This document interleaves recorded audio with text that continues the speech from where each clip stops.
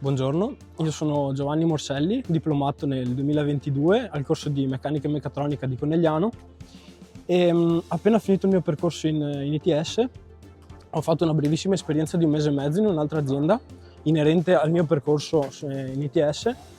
Non mi sono trovato, ho deciso di cambiare lavoro ed è da ottobre del 2022 che lavoro in Zonta SRL, dove sono impiegato in ufficio tecnico e sono responsabile di una parte della produzione.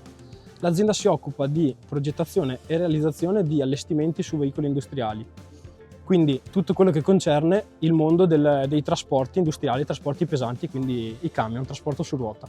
Il percorso all'ITS mi ha permesso di ampliare le mie conoscenze in fatto di materiali e di progettazione, conoscenze che avevo già pregresse dallo studio superiori.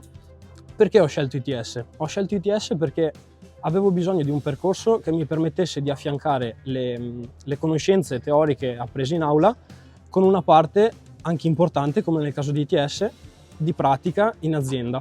Perché per come la vedo io è molto importante affiancare le due cose, quindi non solo lo studio della teoria, ma anche la parte di applicazione.